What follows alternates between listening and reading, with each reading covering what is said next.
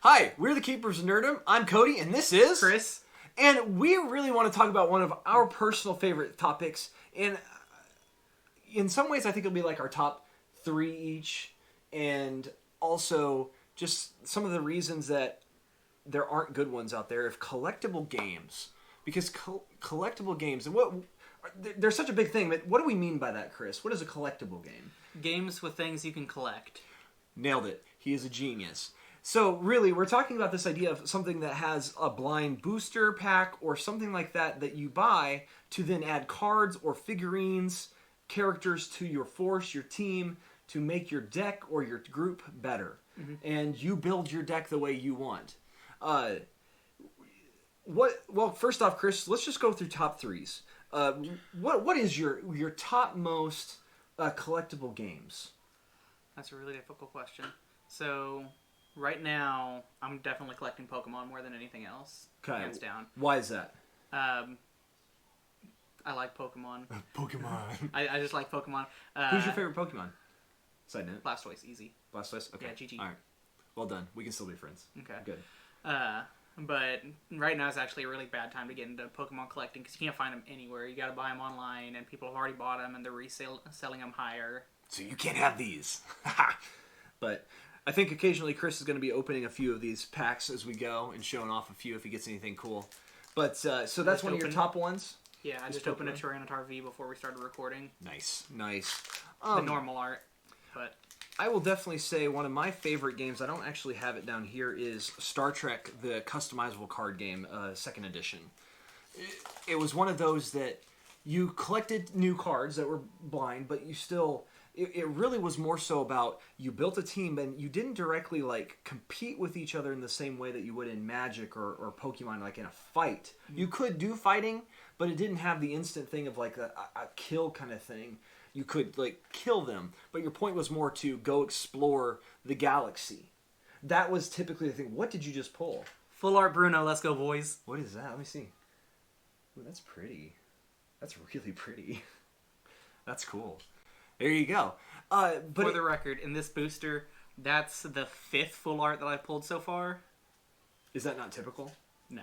Especially because I still have several boosters left. A lot. So that's one of those games where the biggest point is to score points by exploring planets and nebula and things like that. And you could do combat and stuff, which was fun, but really the focus was on this idea, and then you'd actually have a separate little deck to throw obstacles in the path of things. Mm-hmm. And it was just, as a Trekkie, I love the concept of it, and it actually worked well. And it was a lot of fun because there were such different playstyles, and there wasn't always really a thing where you went, man, these are just better than other things. Mm-hmm. And that was fun. What's another one that's one of your top three?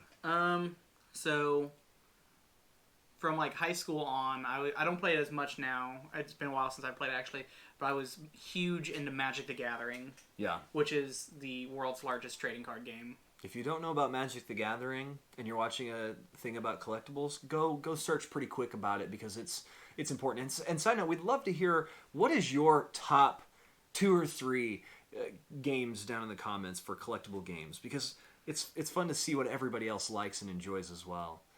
And maybe it's a game that we would like to know about too that we just haven't ever seen. Yeah, I've played a lot of collectible card games. Just be careful because they can be a money sink. Yes, Big they are. Money sink. They are. So Magic the Gathering, what was your favorite kind of deck to play? So when I started playing the Zendikar block, which probably doesn't mean anything to you. Does not mean much to me. I've played a little bit of Magic, but not enough. So the 3rd set in the Zendikar block was Rise of the Eldrazi, and part of the reason I got into Magic so heavily so early was the first Fat Pack that I ever bought, which was a pack that had, at the time, it had 10 boosters in it. Mm. Out of those 10 boosters, 2 of them were 2 of the 3 Colossal Eldrazi, which were mythic rare. And I was like, well, if I can pull like this, I'm going to keep playing. And I love playing Eldrazi cards. That's cool. Those are awesome. I don't know much about the game, but I do remember when I played, I tried to focus in around the Jurassic monks. I was very, is Jurassic? Am I saying that right? I'm not 100% sure. I think that you're talking about one of the clan things or whatever. Yeah, it was a starter thing, and then I got a few other cards to put in it to kind of focus on that. And I found out they weren't that good, but I like the idea of monks from like D&D and stuff too. So it was fun, but I also realized the money sink. I was also a big fan of Black Blue Mill. Okay. I know enough that I know the card type ish. So for me, my second one, what'd you pull? Well, this one I didn't get a full art or anything, but I got a hollow Orbeetle and a reverse hollow rare Galarian Slowbro. Sweet. That was probably not. Can I see the Galarian Slowbro? That was probably not long enough for you guys to see them. What's a Galarian Slowbro look like? Oh, that's weird. The shell's on his arm instead of his tail. I kind of like that concept, actually. I haven't seen Galarian for some reason. I've seen Galarian Ponytas and like the chimney stack wheezing, coughing. The other, for me, my second one is actually it's kind of a pseudo collectible card game. Is Keyforge, actually. This game right here. It's made by Richard Garfield that made Magic. And it's not collectible in the same way of you build a deck, but you pay $10 for a deck, or a little bit cheaper if you buy online. And when you do, you open the deck, and it's a blind deck. And so the collectibleness is buying other decks, because you cannot ever change the deck. And to me, that's fascinating, because it means you are forced to use that deck. And that could be really boring, but the thing is, you actually buy a lot of other decks to give you different play styles. And you keep the ones you want, you sell or trade the others away, or just throw them in the trash, I guess you could, but that would be sad. And it's got 4 sets out right now. There's supposed to be a 5th that's been supposed to be coming out for several months now, and it keeps getting delayed. But it's just a neat game, because it really gives you different play styles inside of each set, because there's different houses that you play, and each deck has 3 houses, but there's at least 7 different houses in every set, and so you don't know what you're going to get card-wise, but also house-wise, and that changes everything. It's just a great game to collect and have a ton of fun. I think I've got over 30 decks, at least. I think I have like 5. Yeah. You had a few of those, and it's just a fun game to play, because you can also, they have a rating system outside of the game that you can rate your deck in, and then play decks that are similar.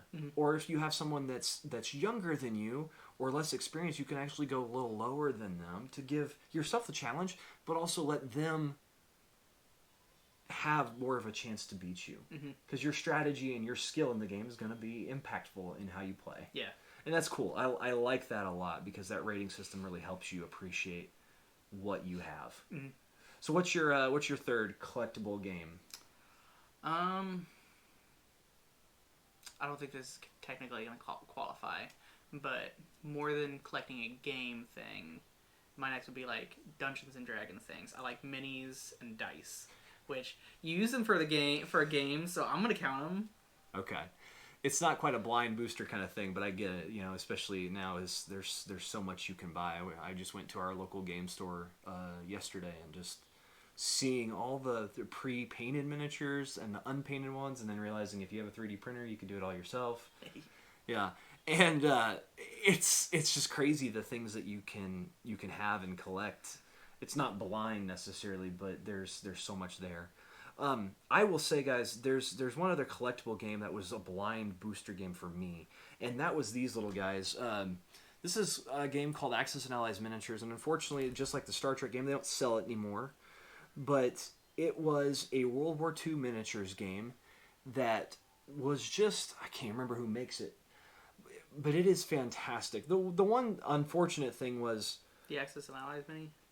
Yes, that wasn't Fantasy Flight, was it? I don't remember. It might be on there. I don't remember. Wizards of the Coast. Oh, okay. So, yeah. What's interesting about this is they were pre-painted miniatures, and honestly, more often than not, their paint jobs were pretty fantastic, especially for the vehicles. The infantry units, not so much, because they're pretty small. But you were really getting it for the vehicles. The infantry actually were very useful in the game, but the vehicles just were great. The one thing that they didn't do very well with the first couple sets was size being accurate to each other. But at the time, I was fine with it, just because they adjusted it later and made everything slightly bigger, which actually isn't good, because it's then harder to collect them and keep them places. Yeah. But it was such a good war game that it was simple to learn, but had so many good elements to it. And who knows? Maybe Hasbro will bring them back. Hasbro officially owns Wizards now. That would be awesome. There's collectible war games that come up and disappear every couple years, and this one lasted for quite a while. And me and my friend in high school, we collected these things for quite a while, and we played a lot. And teaching students and other people this game has just been so much fun because you're reliving some of history, lived out in a board game, of course, so it's not quite accurate. But it's so fun to see these moments, and you have those favorite vehicles from World War II that you love. Yeah. Because I'm a big fan of Russian stuff from World War II. I love that stuff. And there's nothing more satisfying. Like if you go play World of Tanks, getting in a KV-1, which has the armor of a god tier of anything, and it's like that even in that board game. You walk onto the field and you go, hit me, I dare you. And a King Tiger shows up and goes, bet, and then you die. But it's so cool to be able to live that, to have these things that you've seen in history and to actually put them down on a board and play with those things. And, one of our friends, he is a big German fan of just their vehicles and their tactics and stuff. And so to him, this is, he'll grab Germany almost every time. And it's awesome. And so we get to have those. And then we always laugh at the one person that actually likes Japanese vehicles and stuff from World War II, because if you know anything from World War II stuff, their vehicles for the most part weren't the best, but it's a great game. I also say, HeroClix is an interesting game of collectibles for superheroes. That's really why you, in most ways, get into it, and then they occasionally have random licenses that they get a hold of, like Star Trek, Orville, Street Fighter, Bioshock, Infinite. Halo has been even a thing at one point. Teenage Mutant Ninja Turtles? Yes. Power Rangers? Yeah. No. I thought they had one Power Ranger set. No one Power Rangers. I'm trying to think what that would have even been, but no, there's no Power Rangers. Did you already mention Lord of the Rings? No, I didn't, but Lord of the Rings has been a thing. Yu-Gi-Oh's even been a thing in HeroClix. Yep. So it's a really cool thing. They did a revamp of Mage Knight at one point, didn't they? That was back in the day. It was a separate game, but then HeroClix did a Mage Knight set, didn't they? They did something for Dota 2. Okay. That's probably what that would have been, because I think they did have some stuff recently that they tried to do with Mage Knight and bring it back, but it didn't go anywhere very far. But it's a good game in the sense of collectibles for oftentimes really cool sculpts. And playability is a lot of fun.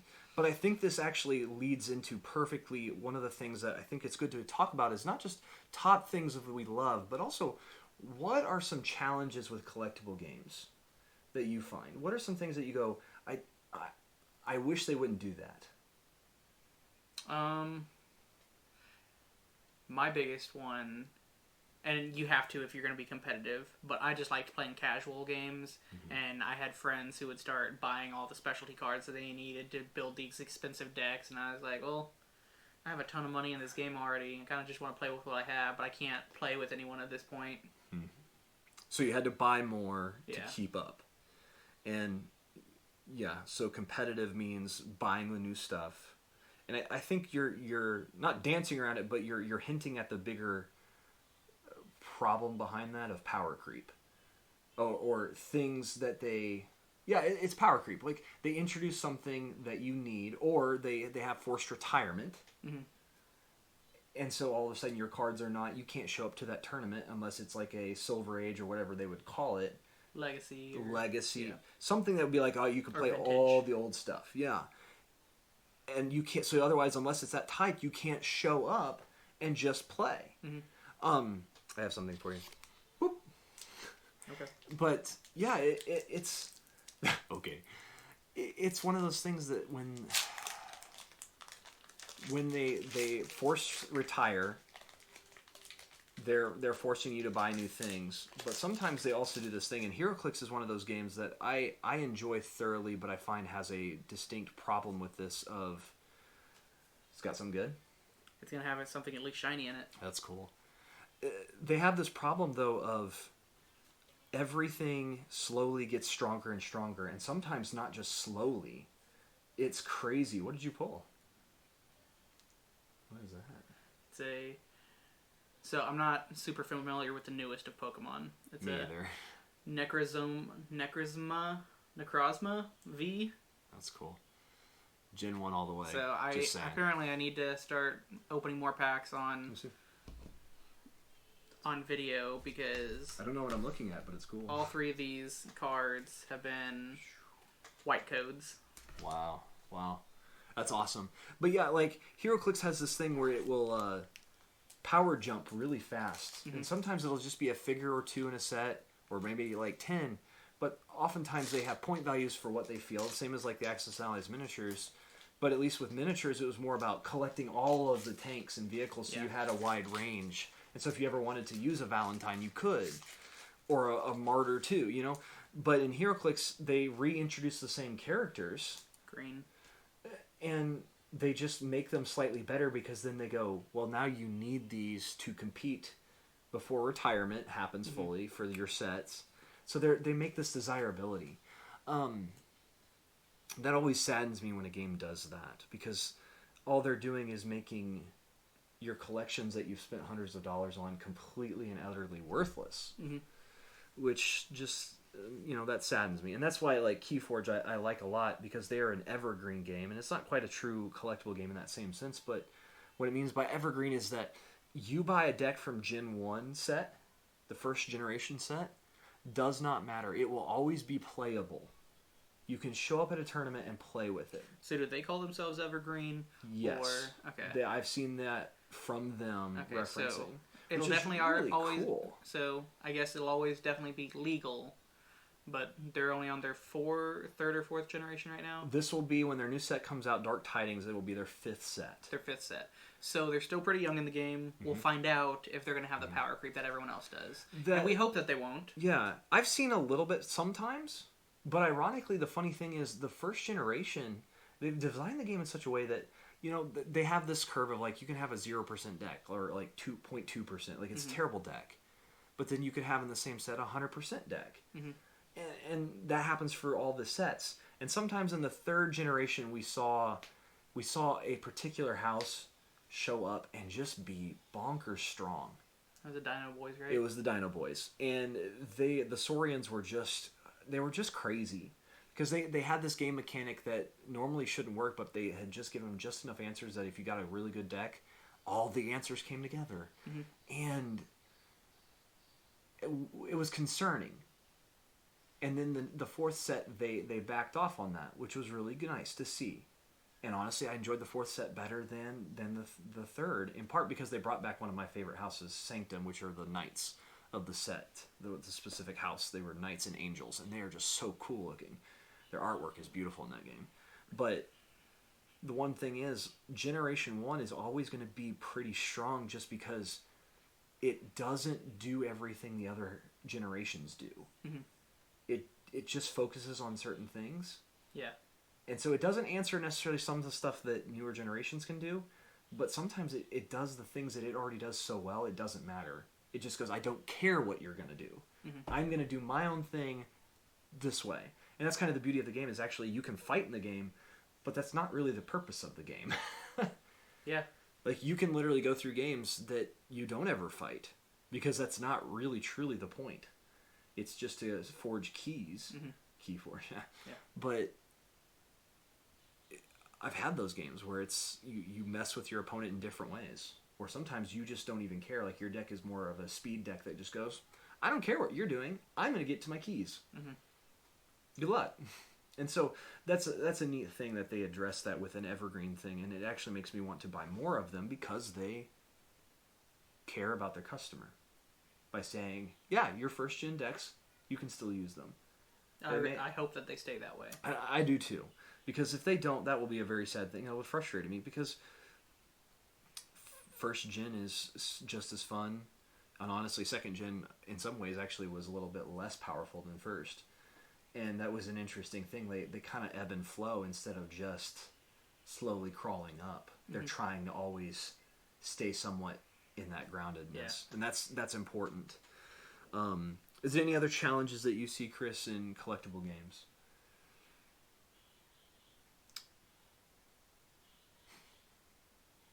Sometimes just availability of people to play them with. Yeah. Which is another reason that I really like playing. I like collecting Pokemon.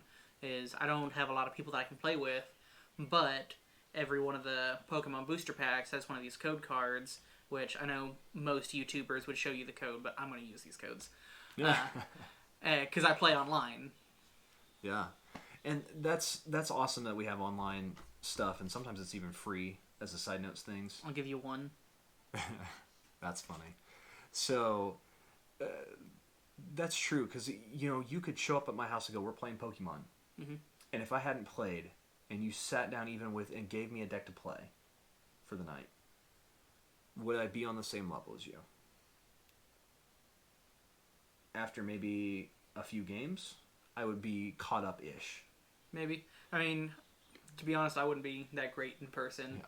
I don't really play in person at all. I'm just saying, like, if you were an expert at the game and you knew it, and then you showed up at my house and you gave me to play for the night a good deck, mm-hmm. wouldn't mean anything to me if I hadn't played. Yeah. You know, it'd take me a few games to go, oh, well, this does this and that connects to this card and summons this thing. Mm-hmm. And that's just always a challenge with games is complexity also is a piece of that. Which, I've seen some of that in Pokemon, not nearly as much as I saw in Magic. The chains that I used to make in Magic were just ridiculous. Yeah. And the chains that I've seen other people play, getting Emrakul the Aeon's Torn, a 15/15 creature out on the second turn. Jeez. Yeah. I know enough about Magic to know that's insanity. But that's one piece that is unfortunate that collectible games can get into is complexity. Mm-hmm. And for the person that's been in the game, it doesn't seem complex at all because you're used to the things and then it's just adding a little extra or changing it. Yeah. So to you, it doesn't mean anything. But to a new player, you sit them down and you go, okay, so here's the game mechanics that you need to... basics. Also, you're going to run into this. And this, and this, and this, and this. And then this card breaks this rule, and this card breaks that rule. Yeah, and that's the thing with collectible games is always the rules are there to be broken. Mm-hmm. Because the cards break those rules. Yeah. The rules are just there to set the parameters of the game, the box. The standard guidelines. Yeah, and then go, well, it's going to go like this. And the cards are always more important than what the specific rules are. Right, right. And so, like, for example, HeroClix, they have a powers and abilities chart that it has 4 different sections based on different symbols on the dial. I can show you for just a second. If you can see that little white window, there's several powers. She only has 2 powers showing, but often figures like, yeah, this Hulk has 3. They'll have dials full, plus a trait that may have more powers connected to it, and even just special powers that they couldn't really wrap a regular power around. Mm-hmm.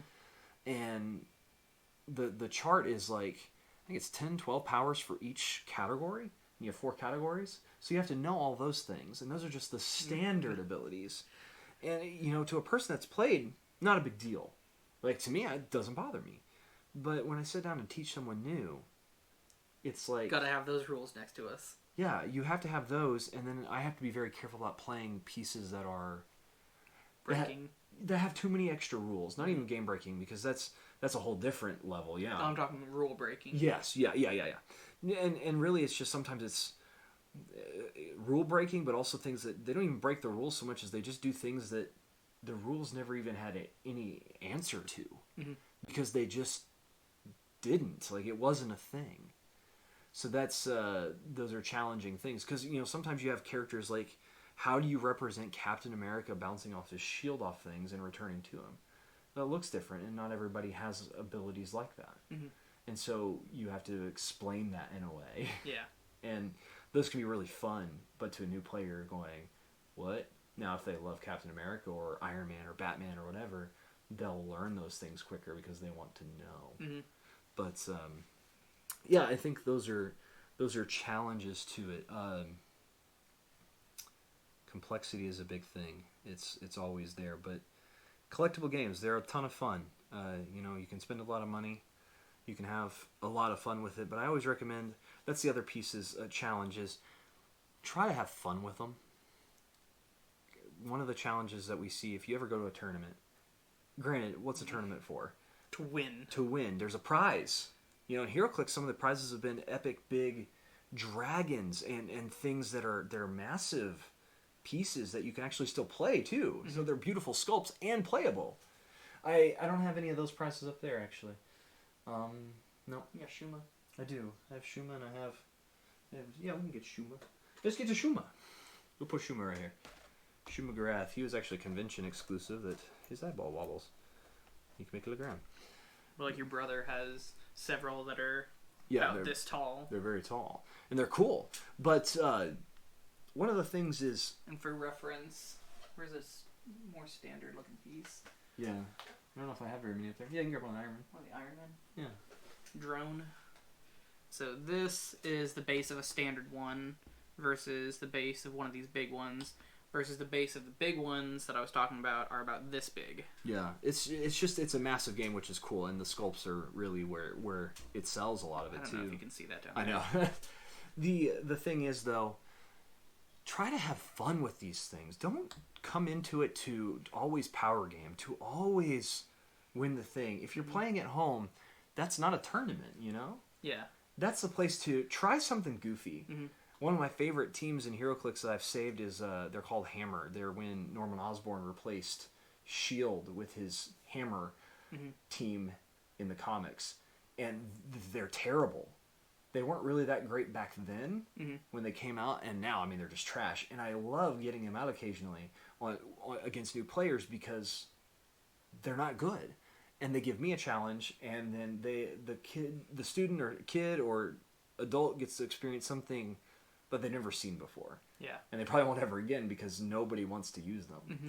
But it's fun for me because it gives a challenge, but it also gives them a big opportunity to win and feel good in that game. Because then you give them that first win, which can get them hooked on a game, and then they are ready for eventually the big epic thing if they get a little too cocky about winning. Then you go, let's actually show you the game. Yeah. But yeah, I think that's so important is be okay with just having fun. It's okay to play Magic and play with the Jeskai monks that, from my understanding, weren't good. Just to try it out and have some fun. Mm-hmm. And Keyforge, I've always enjoyed looking at that and playing not great decks. Just to see what they could do. And sometimes, especially when you're playing not great decks against each other, then you have a lot of fun because you see things that normally shouldn't. Then you go, that's really cool. I wonder if there's a better deck out there somewhere that has those combos on top of their other stuff. Because if it ever did, ooh. Mm. And then you play against those top tier decks with each other's top tier decks, and it's neat. So try to have fun. Enjoy it. Any other thoughts? Nah. We've been the Keepers of Nerddom. We'd love to see your comments down below. What's your top 2 or 3 Be sure games? To like and subscribe. Like and subscribe, for sure. And we just want to hear from you. What is your collectible games? And we'd love to know what else is out there that maybe we haven't experienced that is just absolutely epic. But we've been the Keepers of Nerddom. We hope you guys have an awesome day. Take care. See ya.